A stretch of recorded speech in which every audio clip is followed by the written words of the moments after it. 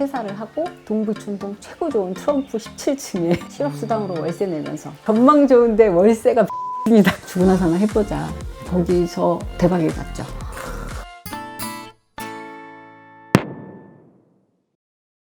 안녕하세요. 연희동 한쌤이라는 부캐로 활동 중인 한민경 타로 수비학 상담가입니다. 안녕하세요.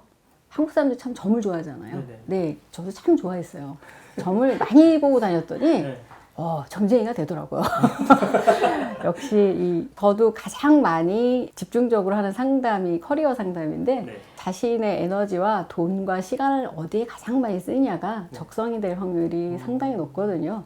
마땅히 내가 그 나이 때 해야 될 일을 별로 하지 않고 주로 그런 거에 온통 관심이 이제 많았었는데 지금 지나고 보면은 원래부터 이런 걸 좋아했던 게 아니고 내가 가능성을 열어놓고 있었구나 라고 이제 생각은 되지만 사실 내가 이거를 좀 공부를 정말 좀 제대로 해봐야겠다라고 생각했었던 거는 20살 때 이제 한참 연애할 때잖아요. 예, 연애로 중내산에 할 때였습니다.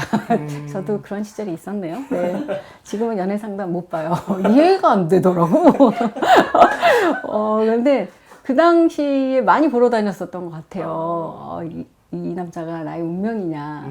그러니까 운명이고 싶은 거죠. 예. 그래서 그때 보러 다닐 때 몇 군데를 진짜 없는 사비를 털어서, 진짜 공장 알바 해가면서 번 돈을 좋다라는 데를 정말 지방까지 내려가서 다 봤는데, 공통적으로 비슷하게 얘기하는 게 있는데, 정말 다 안 좋았어요. 사관왕에 등극을 했어요. 이 남자랑 될 일이 아니고 아예 남자가 없대요. 그리고 결혼운도 없고, 자식운도 없고, 부모운도 없고, 형제운도 없대요. 아니, 사람이야. 어떻게 나는 살란 말이냐. 그랬더니 그분들이 뭐도 열심히 노력하면 먹고는 산다. 이러니까, 멀리 돈도 많이 내고 기분이 되게 나쁘죠. 그렇죠. 그래서 계속 찾아다녔죠. 내가 원하는 답이 나올 때까지. 근데 좋게 말해주시는 분들도 있고 그랬지만 어쩌면 그게 운명인가? 라고 생각했을 정도로 공통적으로 그 네 가지는 다 똑같이 얘기를 하더라고요. 이렇게 박복하기도 쉽지가 않아서. 그럼 나는 일찌감치 부모 덕은 생각해보니까 덕 볼 일은 없겠다라는 생각은 좀 들고 형제도 나이 차이가 워낙 많이 나서 서로 없는 셈 치고 살고 있었고 그 당시에 연애가 안 됐었다라기보다 그 당시에 덕 볼 것도 없는데 좀 빨리 좀 나가고 싶다 이런 마인드로 결혼을 좀 빨리 해보려고 했어요. 전략적이라도 이거라도 내가 운명을 바꿔야겠다. 그래서 전략적으로 결혼을 하려고 무척 반대가 심했는데도 진행을 하다 보면서 그러면서 공부를 더 심하게 하고 깨달은 게 있었어요.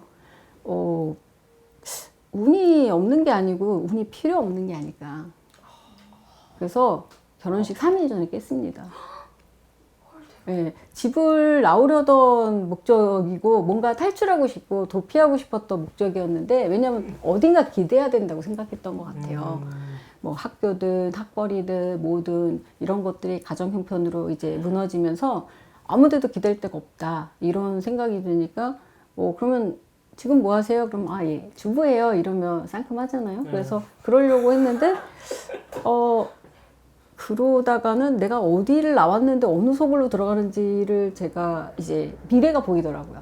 내 성격 왜 안 된다고 하는지 좀 알 것 같긴 해요. 이런 성격으로 이렇게 고분고분하게 시부모님 말씀 듣고 이렇게 남편 내조하고 할 만한 그런 성격과 체질은 분명히 아니었어요. 게으르고 또 이렇게 아까 화가 많다라고 제가 얘기 들어요. 화가 그렇게 많이 나더라고요. 어렸을 때. 그래서 그런 일도 있고 성질도 좀 있고 그래서 그냥 차라리 격투기를 하지 왜 결혼하려고 그러냐 누가 그런 얘기를 한 적도 있었는데 그래서 좀 아니 근데 그걸 3일 전에 깨달으셨어요 왜? 계속 두려웠었죠. 근데 한 번 약속된 것들 그 준비가 이제 시작이 되면 이걸 브레이크를 거는 게 사실 제 입장에서는 쉽지가 않았어요. 저만 해도 30년 전이니까 한마디로 그거예요. 집안일이에요. 집안일을 최고 막내가 깰 수는 없는 거였죠. 그게 뭔가 이직하거나 퇴사하는 것보다 더 힘든 거예요. 집안을 들었다 놨다 해야 그 되는. 3일 전에 깨신 건 엄청난 용기가 필요한 일이었던 거네요. 계속 힘들어서 이렇게 얘기하고 저렇게 얘기했지만 어쨌든 뭐 회유도 받고 타협도 하고 뭔가 그래 뭐 이러고 심지어 나중에 그래 결혼해서 이혼하지 마 이런 생각도 하고 이럴 정도로 뭔가 혼란 그 자체였었어요. 근데 안 되겠다. 왜냐면 뭐 그 타인한테도 피해를 충분히 줄 수 있고 그리고 이번에 내가 내 의지대로 결정을 못하면 평생 이렇게 뭔가 끌려다닐 것 같아서 그 당시에 부모님은 뭐 형제분들도 절대 이해는 못 하셨겠지만 그 너무 결단을 내려서 그리고 아니면 저도 지금 이렇게 퉁퉁하긴 한데요.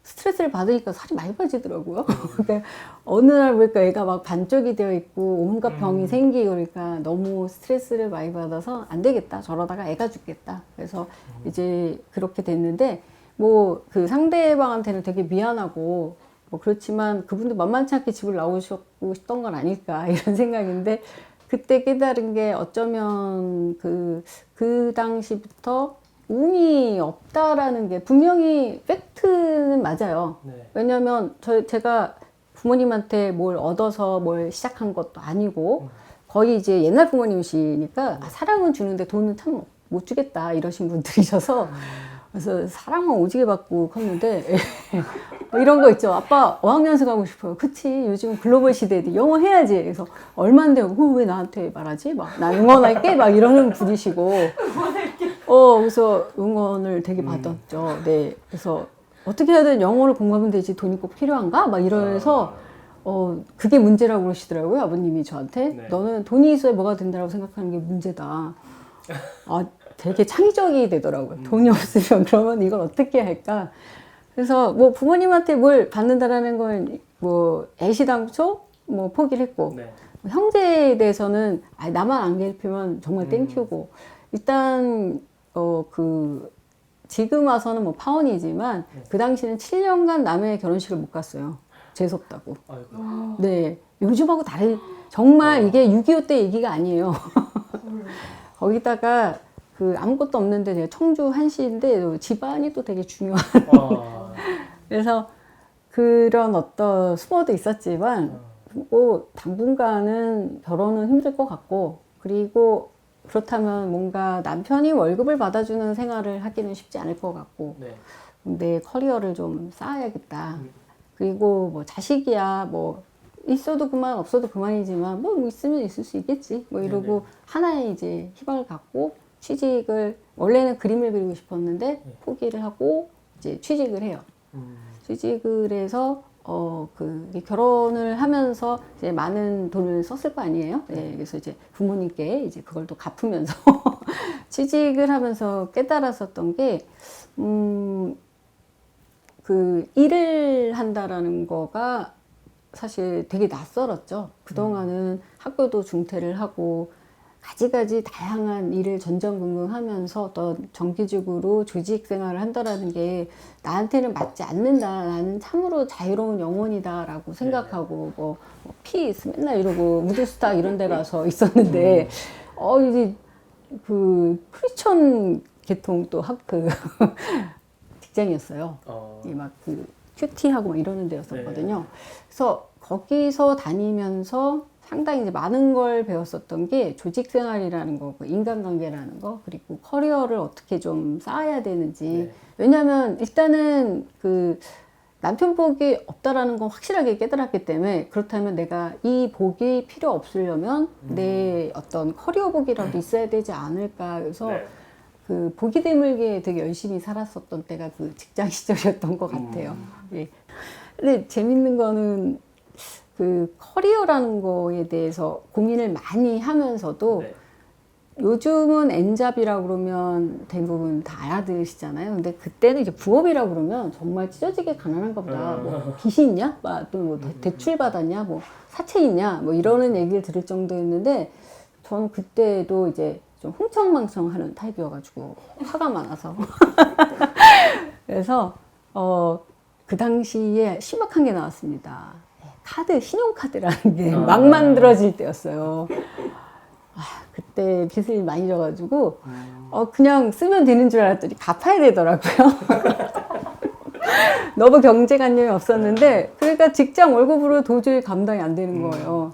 그래서 또 부업으로 제가 20살 때부터 타로 상담을 하기 시작했던 거죠.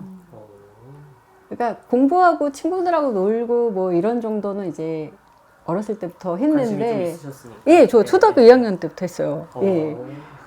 근데 뭐 그냥 트럼프 점으로 보는 것도 있었고 엔가 점을 이제 성격 테스트 이런 거 유달리 좀 좋아하는 스타일이어서 이제 20살 때 우연히 어느 술집에서 이런 이벤트를 해보자. 그래서 제가 밤에만 출근할 수 있으니까 그래서 연인들이 오면 타로 봐주고 뭐 약간 궁합이다 네네. 이렇게 해서 돈을 버는데 나쁘지 않더라고요. 그래서 이걸 일단은 직장을 다니면서 할 수 있겠다. 네. 주말에도 할 수 있고 그래서 네. 그때 되게 바빴어요. 이 집 술집 저 집 술집에서 이벤트로 그래서 뭐 한참 또 그 당시에 이제 교포들이 이제 압구정이랑 사당동에 오렌지족이 출몰할 때쯤 네네. 돼서는 좀 물 좀 먹고 왔으니까 테러 카드 막 이러면서 알더라고요. 테러 카드. 그래서 이제 그런 분들 대상으로 해서 이제 진출을 하고 엔잡이긴 했지만 그렇게 사실 순수한 동기가 아니고 그 때문에 신용카드를 갚기 위해서 했는데 그러니까 이 월말만 되면 되게 열심히 일을 하게 돼요. 그래서 아니, 그러면은 그 부업이었던 게 네. 지금은 전업이 되신 거잖아요. 그렇죠. 그 중간에 계기는 또 어떻게 돼요? 아까 사관왕 얘기가 거기서 이제 계속 이어지는데 내가 뭐 N잡을 가지면 뭐 남편 아니고도 대충 내가 좀 먹고 살 수 있겠다 이런 약간 자신감이 있었어요. 네. 근데 조직 생활에서도 그닥 뭐 나쁜 처우는 아니었고 근데 30 넘어가면서 몸이 아팠어요. 이제 소위 말하는 왜 살만하면 병 걸린다 이런 것처럼 해서 그때 이제 그 당시로서는 많이 놀랬지만 나 때 암이었었는데 그래도 아주 그 스테이지가 높은 건 아니었었어요. 그래서 그때 이제 깨달았죠. 왜 자식밖에 없는지를 그때 이제 깨닫게 돼요. 그러면서 건강도 건강이지만 뭐 그 당시만 해도 뭐 매우 심각한 거 같은데도 이제 이게 내가 어디 누구한테 의지를 해야 될 사람이 있다라고 생각했으면 아마 좀 더 뭐 누군가를 원망하거나 뭐 도움을 못 받으면 서럽거나 있을 텐데 나 혼자 해야 된다라고 생각하니까 이제 벽에다가 그 치료 스케줄을 쭉 짜고 내가 돈이 없으면 어떻게 치료를 받을까. 그래서 상담 고객 중에서 의사를 다 찾았어요. 그래서 이제 그분들한테 상담받고 도움받고 이러면서 그때 가지가지 병이 좀 많았는데 그걸 또 치유하면서 그분들하고 더 친해지고 또 그러면서 이 월급보다 부업의 돈이 더 많아지기 시작해요. 그래서 이제 좀 몸도 아프고 하니까 조금 쉬면서 내가 이 전업을 일단 해야겠다. 그래서 회사를 퇴사를 하고 이제 나와서 실업 수당이라는 게 있습니다. 1년간 그땐 그게 나왔어요. 1년간 해보자. 실업 수당으로 월세 내면서. 그래서 동부춘동 최고 좋은 트럼프 17층에 전망 좋은데 월세가 100이었습니다. 그 당시만 해도. 거기를 그게 실업급여가 딱 100이었어요. 그래서 월세를 이걸로 해서 죽으나 사나 해보자. 근데 이제 거기서 대박이 났죠. 네. 역시 좋은 데서 해야 돼요. 네, 왜냐하면 제가 오래 할 수 있는 체력이 아니고 많은 사람을 할 수 없다라는 한계를 아니까 비싸야 됐어요. 예. 그래서 이제 개발했었던 게 타로 리딩으로는 가격대가 안 맞더라고요. 네. 그래서 전문적인 뭔가가 필요하다. 나는 이제 사회 경험을 했고 조직 생활을 했기 때문에 그들이 마땅히 이제 혼자 퍼스널 어떤 브랜딩이나 퍼스널 컨설팅을 받기가 쉽지가 않잖아요. 회사에서 한다고 그래도 상당히 그 표면적인 거고. 그래서 그 부분에다가 좀 포커싱을 해야겠다. 그래서 커리어 쪽 상담을 하려고 그때부터 수비학을 본격적으로 하기 시작한 거죠. 그러니까 일종의 그러면은 헤드헌팅의 시초 같은 그런 느낌인 건가요? 그분들이 이제 어디로 이직을 하려고 하거나 이럴 때 상담을 선생님한테 받게 되는. 고객분 중에 한 분이 헤드헌터가 계셨어요. 어. 여자분이신데 그분이 영감도 많이 줬고 그리고 그런 일을 해보면 좋겠다라고 했는데 아, 다시 조직 생활은 힘들고 내가 그러면 타로라는 도구가 상당히 열려있는 도구예요. 네. 그래서 저는 타로를 인격화하거나 신격화하는 건 별로 좋아하지 않고요. 아주 좋은 도구라고 생각해요. 가끔 이제 아마 타로 보시는 분들께 쫙 타로 하신 분이 이렇게 쫙 스프레드를 하면 이렇게 뽑을 때 좀 떨리잖아요. 그럴 때 그런 질문 많이 하시죠. 뭐 왼손으로 뽑을까요? 오른손으로 뽑을까요? 어느 게 더 신기가 네, 좋은가요? 네, 막 네, 이럴 때 아, 그냥 겸손하게 뽑으시라고. 제일 좋은 손이죠. 손 중에서.